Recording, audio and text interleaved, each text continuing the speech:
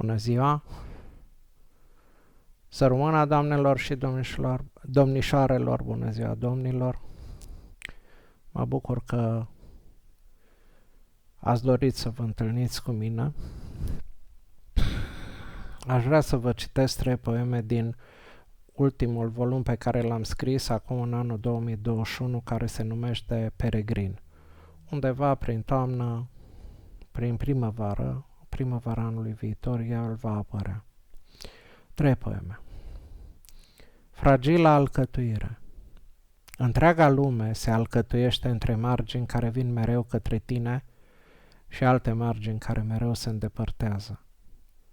Mai sunt între acestea și altele asemenea lor, care trec peste tine ca și unduirile mării de iarbă, când vântul șuieră șui pe deasupra firelor uscate, neliniștite, legate de pământ, zbuciumându-se să zboare. Zvâcnește aer uscat sub aripă de uliu, din mugurul țepos înflorește măcieșul, sălbatică roză, rozalie, de care nici nu știi de izvor de culoare sau sămânță sau e sămânță de umbră. Soarele mistuie lucrurile, mărește întinderile acelea care acum se alungesc și ele, dintr-o margine în altă margine de lume, de timp, pasul tău când curgere, când poticneală, te poartă către locuri care nu sunt, către secunde care nu numai că n-au fost niciodată, dar care nici nu vor fi vreodată nici ale tale și nici ale altcuiva. Tovarăș de drum, ți-s lumina și setea și vântul atâta cât e. În minte ți încolțește cuvântul, din el îți rămân în memorie silabe și sunete ca niște goarne ale dimineții. Ai parte acum de o nouă zi. Murmur și taină.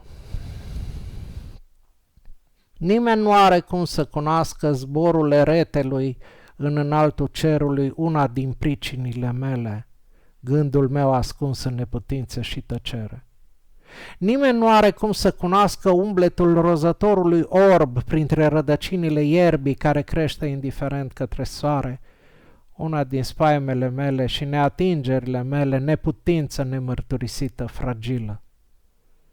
Nimeni nu va putea cunoaște vreodată mersul săltăreț al șopârlei pe nisipul fierbinte, spaimă și mângâiere, deopotriva a căldurii, stranietatea luminii ce cade din cer de-a dreptul, pironindu-te de pământ și lipsindu-te de umbră.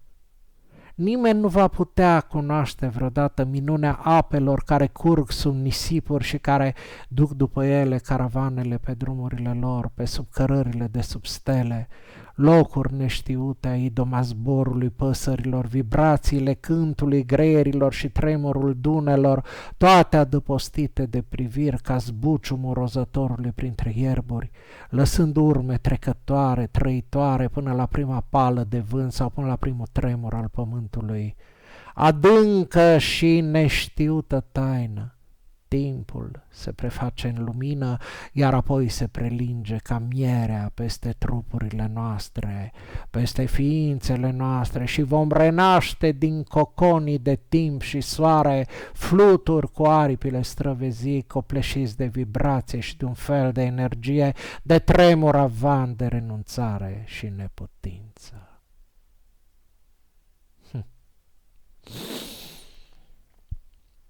Drumul și negustorul de apă. Negustorul de apă vorbi către mine, vorbi către întreaga caravană, vorbi către însăși ideea de caravană. Nimeni nu-ți va cunoaște, nimeni nu-ți va ști, călătorule, timpul tău, care se amestecă la oaltă cu timpul deșertului, cu timpul stelelor care ard din cer pe cer, cu timpul stelelor care cad din cer.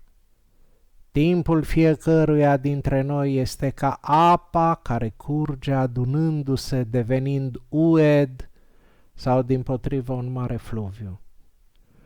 Nimeni nu-ți va ține minte urma pașilor pe deasupra dunelor de nisip auriu, tot așa cum nimeni nu-ți va ține minte vreodată urma pașilor tăi prin marea de iarbă. Drumul nu contează, călătorule, contează numai destinația și să ajungi la ea. Hermes, vestitorul zeilor, patronul hoților și al negustorilor, cel cu aripi de vulturi la sandale, după ce a văzut imensitatea ierbii, a simțit nevoia să-și adune înțelepciune ascunsă pe fețele unui smarald, după care a venit să trăiască aici, sub stelele deșertului, pe malul marelui fluviu ce adună apele lumii și viețile tuturor oameni la un loc.